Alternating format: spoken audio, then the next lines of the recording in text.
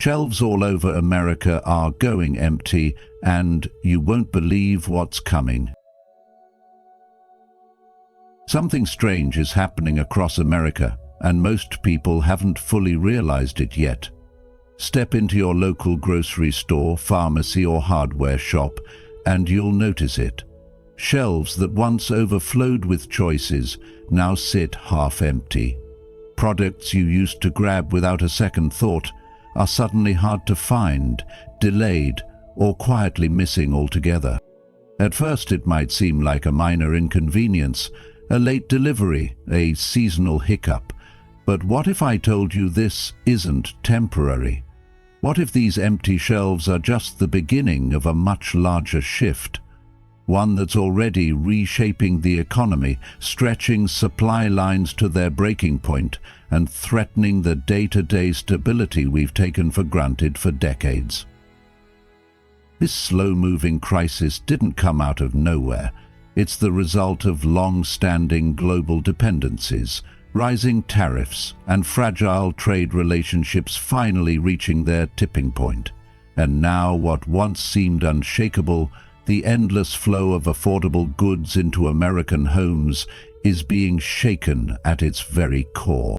In this video, we're going to dive into what's really going on behind the scenes, explore why experts are sounding the alarm, and most importantly, help you understand what you can do now to stay informed, prepared, and resilient in the face of what's coming next. Number 1. The origin of the crisis. The supply chain crisis currently unfolding across the United States didn't arrive out of nowhere. It began with a deliberate policy pivot that many at the time underestimated. When President Trump imposed sweeping tariffs on goods imported from China, it set off a slow-burning disruption that is now reaching a critical tipping point. The last few cargo ships carrying goods unaffected by these tariffs are docking at American ports, marking the end of what we once considered normal trade flow. As these imports dry up, what follows is a dramatic 75 to 80% decline in the flow of Chinese products into the US, a figure projected by financial analysts at JP Morgan. This is not simply an economic trend. It represents a fundamental challenge to a global system that the United States has depended on for decades. For most of our adult lives, whether we were aware of it or not, a vast portion of the goods we purchase, everything from electronics to clothing, household goods to basic tools, were manufactured cheaply and efficiently in China. That relationship kept prices lower, businesses more competitive, and shelves filled. Now, with this system rapidly unraveling, Americans are about to face a reality where availability, affordability, and accessibility are no longer guaranteed. As this shift accelerates, its impact will ripple through every layer of daily life. We are already seeing the signs. Products out of stock for weeks, rising prices at grocery stores and retailers, and longer wait times for essential items. And this isn't just about consumer inconvenience. Behind every empty shelf is a business trying to stay afloat, a supplier renegotiating strained contracts, and workers facing uncertainty about their jobs. Small businesses that lack the financial resilience of large corporations will be among the first to feel the pressure, and many may not survive the tightening squeeze. When one link in the chain breaks, the effects don't stop there. Logistics companies face reduced volume, warehouse workers see shifts cut, and truckers struggle to find consistent loads. The result is not only a strain on the economy, but on families and communities who depend on these sectors for their livelihoods. We must understand that this is more than just a hiccup in the supply chain. It's a warning sign of deeper vulnerabilities that have been building for years. It's easy to overlook how interconnected our lives have become with global systems. until those systems begin to falter. But now that they are, the question is not just about how we got here, it's what we do next. For individuals, this is a moment to rethink habits and expectations. Do we rely too heavily on instant availability and low prices without considering the fragility of the networks that make them possible? For families, it may be time to build more resilient home strategies, stocking up on essentials when they are available, supporting local businesses, and exploring alternatives to imported goods. For communities, this is an opportunity to invest in local production, whether that's through urban farming, regional manufacturing, or cooperative supply efforts. And for all of us, it's a moment to step back from the noise and reflect. How can we live more sustainably, more mindfully, and less dependently on systems that are proving to be so fragile? The shelves going empty are just the beginning of what may become a broader adjustment in how we live, consume, and relate to the global economy. Rather than panic, we can choose to be proactive by staying informed, planning ahead, and being flexible in how we adapt. Challenges like these are not only tests of the economy, but tests of character, resilience, and community. While we cannot control global trade shifts, we can control how we respond to them, with calm, with awareness, and with a willingness to embrace a simpler, more grounded way of living. The crisis may have begun quietly, but our response does not have to be passive. Let it be thoughtful, prepared, and centered on the well-being of all. Number 2, the visible impact at stores. If you've been to your local store lately and noticed shelves looking a little emptier than usual, you're not alone. And what you're seeing is more than just a coincidence. It's a visible sign of a much deeper problem that's unfolding across America right now. Small neighborhood shops, family-run stores, and even some larger discount retailers are already feeling the effects of a shrinking supply chain. These are the places that don't have massive warehouses or months' worth of backup inventory like the big box stores do. For them, every delivery matters, and lately those deliveries are getting fewer and farther between. A recent visit to a small community shop revealed shelves so bare they looked like they'd been hit by a storm. But the real storm is what's coming next. What happens when the flow of goods slows to a trickle or stops entirely? What will it mean when the stores you rely on can no longer stock the basics? This isn't just about convenience or frustration at not finding your usual cereal or shampoo.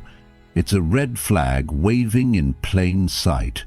The supply chain, once a reliable engine that kept our homes and businesses humming, is now sputtering.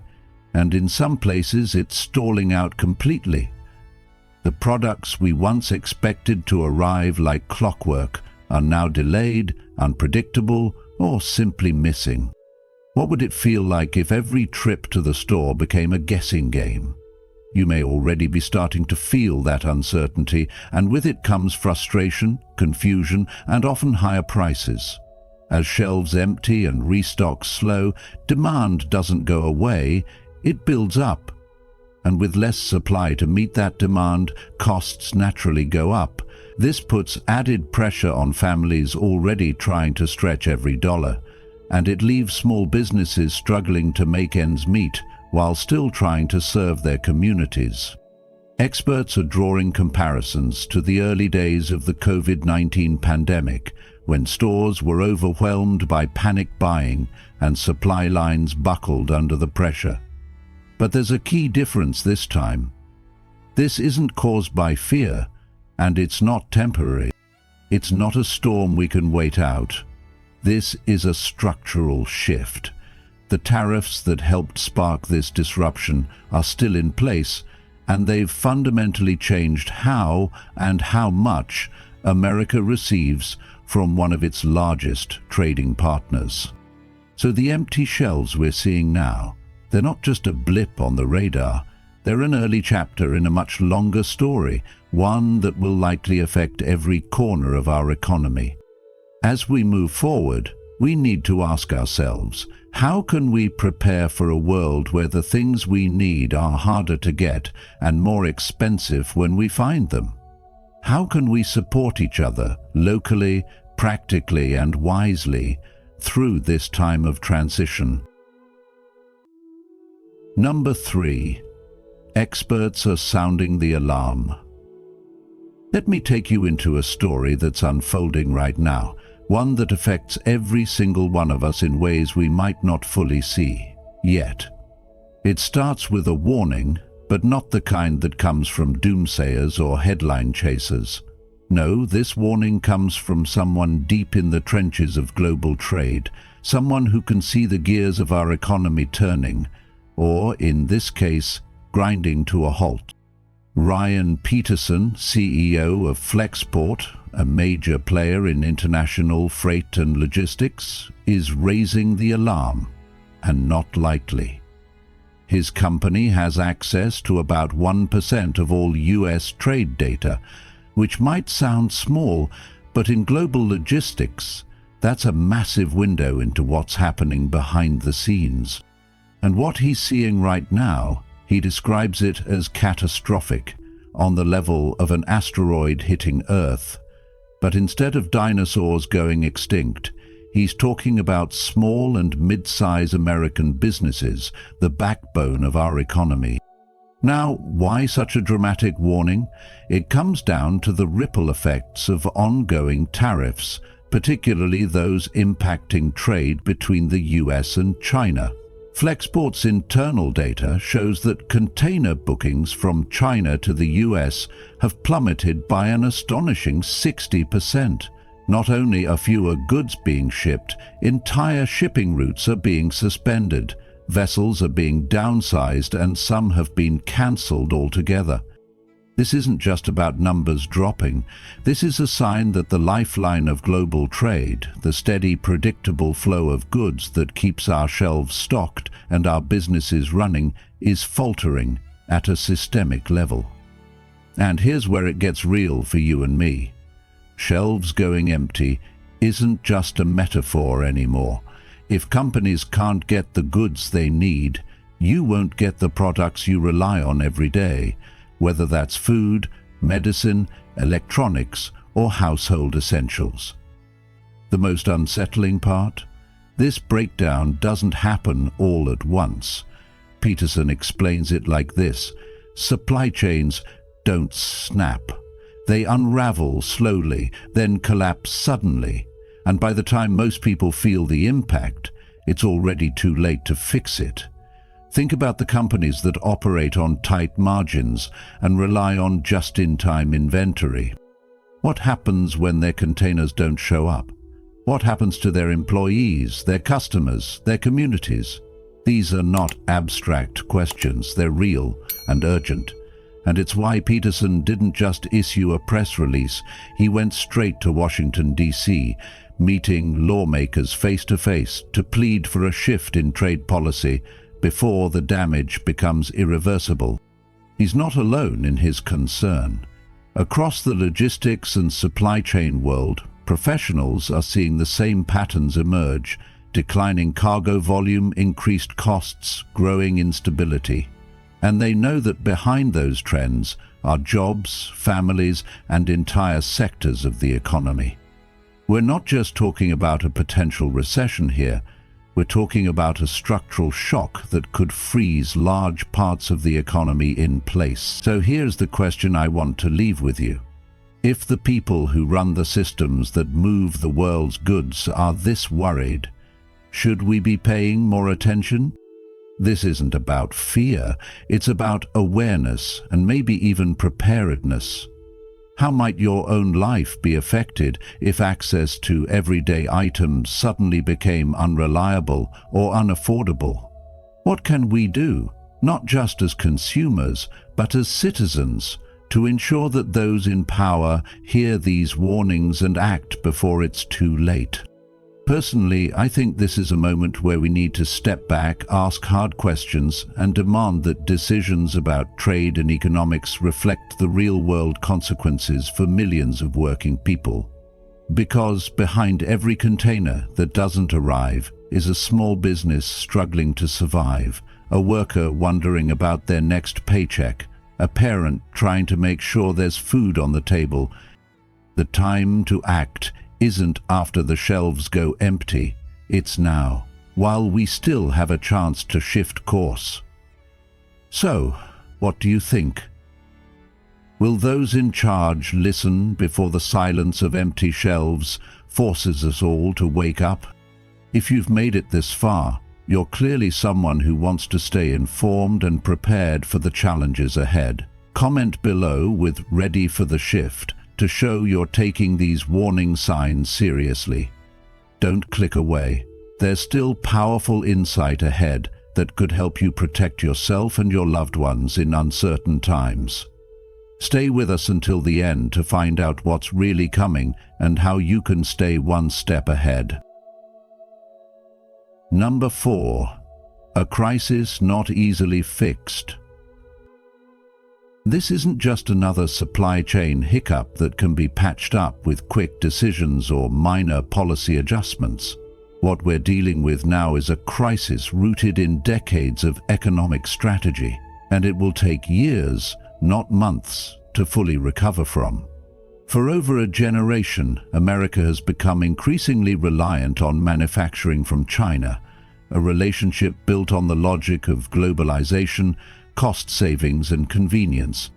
Products became cheaper, companies became more profitable, and consumers got used to the ease of buying everything from smartphones to kitchen tools at lower prices.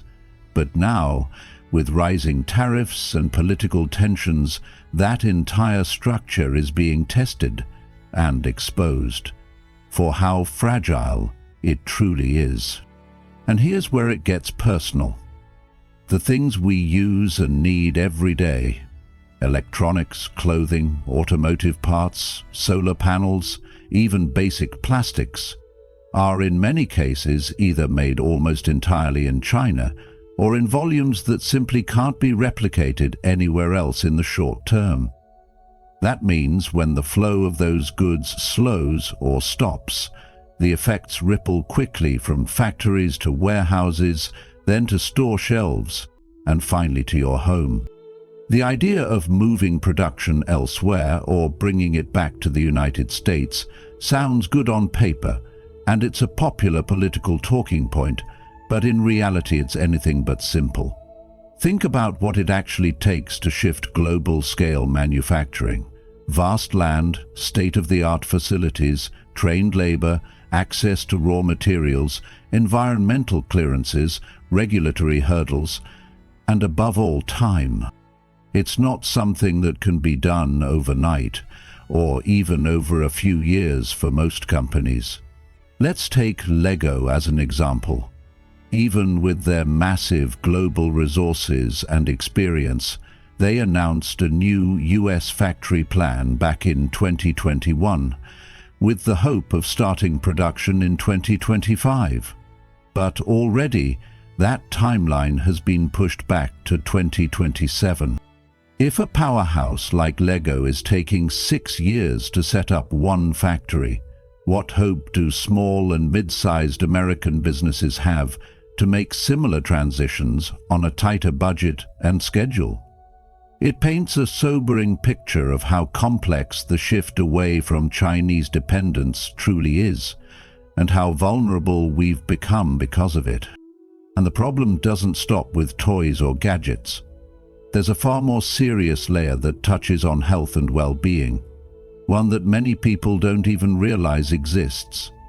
China is the leading supplier of active pharmaceutical ingredients, or APIs, used in life-saving medications across the US, including antibiotics, blood pressure drugs, and cancer treatments. If these shipments are delayed or cut off, we're not just talking about empty shelves or longer wait times at the pharmacy, we're talking about real health risks, potentially affecting millions of lives. Can you imagine the kind of pressure hospitals and patients would face if basic drugs became suddenly unavailable? It's a scenario that's frighteningly possible, and it highlights how our dependency on a single country has put us in a deeply precarious position. Even if diplomatic ties with China were suddenly restored and tariffs were lifted tomorrow, the disruption already caused to the supply chain has done its damage. These systems don't bounce back instantly. Rebuilding the infrastructure, trust, and flow of goods takes time, possibly many years. So, what can we take from all of this? First, it's a reminder that convenience often comes at a hidden cost, and those costs are now coming due. Second, it's a call for greater resilience, not just from governments and corporations, but from individuals too. Ask yourself, are you prepared for shortages of certain products? Could you adapt if something you depend on suddenly became hard to find or more expensive? These aren't just theoretical questions anymore. They're starting to shape our daily reality. So maybe now is the time to rethink how much we depend on distant sources for essential goods and consider what we can support locally. Whether that's buying from domestic producers, growing a bit of our own food, or simply staying informed about where the things we buy are really coming from. We can't control global trade policy as individuals, but we can control how we respond to uncertainty. Because what we're seeing isn't just a supply chain issue, it's a wake-up call. The system we built for speed and profit has become brittle, and now, under pressure, it's cracking. The question is, how do we want to rebuild it? And what kind of role are you willing to play in that process? Number 5. The ripple effect across America. What's happening right now with the supply chain isn't something that will only affect dock workers or companies near the ocean. It's something that's about to reach all of us, no matter where we live or what kind of work we do. This breakdown in the flow of goods has started at the ports, but the impact is spreading fast and far, and you need to know how it could hit your own community. Southern California, home to the Port of Los Angeles, is bracing for the first wave. Did you know that more than 70% of the port's workforce lives within 10 miles of that facility? When cargo stops coming in, these aren't just numbers. They're families, neighborhoods, and local economies losing their lifeline. Places like San Pedro, Wilmington, and Long Beach are built around port activity, and when that activity drops off, it's not just paychecks that disappear, but entire livelihoods that hang in the balance. And here's something that might surprise you. According to Gary Herrera, the president of the International Longshore and Warehouse Union, 1 in every 5 jobs in Southern California is directly tied to the ports. That's not just longshoremen, it's truck drivers, warehouse crews, logistics teams, rail workers. When shipments slow down or stop, it doesn't take long for that economic engine to stall out. And from there, the disruption keeps spreading. Just east of the coast lies the Inland Empire, places like Riverside and San Bernardino, which house massive distribution centers for giants like Amazon and Walmart. These are the warehouses that receive goods offloaded from the ports, sort them, and move them across the country. But if fewer containers arrive, there's less work to do, fewer shifts to fill, and inevitably, jobs will be lost. And the ripple continues. It's not only the West Coast at risk. Cities like Chicago, Houston, and New York may feel far from the ports, but they're all linked by the same fragile chain. Containers take 30 to 55 days to travel across the country. That means these inland regions are already on a countdown, and that clock is ticking louder each day. Think about how connected everything is. freight rail lines, trucking routes, storage facilities. When one part breaks down, the rest follows. As goods become scarcer, the pressure builds. Prices rise, stores can't restock, and the people who rely on these systems to work, people like you and me, start feeling the squeeze. One logistics expert called this a slow-moving tsunami. It's an eerie comparison, but it fits. Everything seems fine at first, just like before a tsunami when the tide recedes and the shoreline looks calm. But it's not calm. It's the warning sign. By the time most people notice the problem, it's already crashing down. Shelves will empty not because companies are lazy or unprepared, but because the entire system that moves goods is strained to the breaking point. And the worst part? It's often middle-class families who bear the heaviest burden. People working jobs that depend on steady supply. Delivery drivers, retail employees, manufacturing workers. They're the first to feel the impact and the last to recover. So let me ask you, how prepared do you think we are as a country, or even as individuals, for something like this? What happens when the ripple becomes a wave, and that wave reaches your city, your job, your home? This isn't just about economics. It's about resilience. It's about understanding how interconnected we all are, and what happens when the systems we depend on start to break. The lesson here is simple but serious. We can't take our supply of goods, our prices, or even our jobs for granted. We need to rethink how we build our economy, how we prepare our communities, and how we support the workers who keep everything running.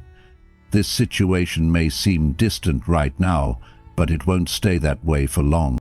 So ask yourself, how will you respond when the wave reaches you? And more importantly, how can we come together to make sure we're ready for what's coming next? Number 6. Negotiation outlook and future prospects. Right now we're standing at a crossroads, and the decisions being made, or not made, could shape the future of the American economy for years to come. You may have heard whispers that China is showing some willingness to return to the negotiating table, and while that sounds hopeful on the surface, the truth is far more complex and uncertain. The clock is ticking, and time is not on our side. Despite pressure from economists, business leaders, and experts in global trade, former President Trump continues to hold a firm position. He won't reduce tariffs just to get China back into talks. His goal is to protect American industries and push back against China's expanding global influence, and in many ways, that's a stance rooted in patriotism. But here's the question we all need to ask: at what cost are we holding this line? Because while the strategy might be firm, the consequences are already seeping into everyday life. Not just for business owners or stock traders, but for regular families, workers, and communities across the country. Even if trade negotiations were to restart tomorrow, we need to understand something critical. It won't be an instant fix. According to Evan Smith, CEO of Alana Technologies, the disruption from tariffs has already sent massive bullwhip shocks rippling through the global supply chain. What does that mean for us? It means every delay, every rerouted shipment, every closed factory creates a wave that gets worse over time, not better. And Smith believes it could take at least 9 to 12 months to stabilize things, even under the best circumstances. So what does that look like in reality? Think of empty shelves not as a one-time inconvenience, but as a preview of ongoing scarcity. Think of rising prices not as inflation just happening somewhere out there, but as a direct result of these supply chain tremors. As the supply of goods tightens, prices increase, and that brings the Federal Reserve into an impossible bind. Raise interest rates to fight inflation and risk pushing us into recession, or hold rates steady and risk letting inflation spin further out of control. Neither option is painless, and both could set off political firestorms and market panic. So I ask you, how would you feel knowing that the price of your groceries, your rent, or your medication is caught in the middle of these global decisions? Even efforts that come from a good place might not bring immediate relief. Lowering tariffs now, for example, wouldn't suddenly bring everything back to normal. Why? Because the logistics system itself, our ships, routes, suppliers, warehouse networks, has already been shaken. Ships have been rerouted to avoid tariff zones. Factories have paused exports because they can't calculate costs accurately. Inventories are dwindling, and rebuilding them isn't something you can do with a snap of the fingers. It takes coordination between countries, trust between companies, and time, something we're quickly running out of. Still, there's a sliver of hope. Chinese officials have indicated they're open to negotiation, but they've also made it clear that they won't be strong-armed into an agreement. That means if talks do resume, they'll take time, patience, and diplomacy. And every day that passes without progress adds more pressure to the economy we all depend on. So what can we take away from this? For one, we're witnessing the consequences of long-term global dependency crashing head-on with short-term political maneuvering. These aren't just policy decisions, they're choices that are shaping whether businesses can survive, whether families can afford basic goods, and whether the economy can stay stable in the months to come. Personally, I believe this is a wake-up call for everyone, not just policymakers. We have to start thinking about resilience. How can we support more domestic production, build stronger regional partnerships, and ensure that the systems we rely on aren't so vulnerable to sudden disruption? And here's where I turn it over to you. What do you think is the right balance between protecting national interests and ensuring economic stability for everyday people? How can we hold our leaders accountable for solutions that don't just sound strong, but actually help us weather the storm? Because in the end, this isn't just about politics or trade. It's about how we as a nation choose to move forward in uncertain times. You're still here, which means you're someone who values truth and wants to be ready, not scared. Comment "staying prepared" below to join others who are choosing awareness over panic. Keep watching until the end. We'll show you how to face what's coming with clarity, calm, and confidence. Number 7. Final warning. This is no longer a warning to be taken lightly or a distant possibility to be debated. It's a present reality unfolding right before our eyes, one that's quietly but powerfully altering daily life across America. If you've stepped into a store lately and noticed how some shelves look a little emptier than usual, or you've waited longer for a product you used to get quickly, you're already feeling the first tremors of a much larger disruption. From essential household items to vital car parts and even medications, we're beginning to experience what experts have long cautioned, a slow and relentless unraveling of a supply system that we've trusted for decades. As the shelves grow more bare and prices creep higher, we must ask ourselves, how prepared are we, not just as individuals, but as a society, to handle what may be coming? This isn't panic, it's preparation rooted in reality. As the Buddha once said, "Do not overlook tiny good actions, thinking they are of no benefit.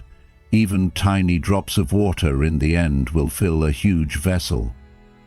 In the same way, being aware and taking small actions today, like buying essentials you depend on or planning for longer delays, can make a world of difference tomorrow.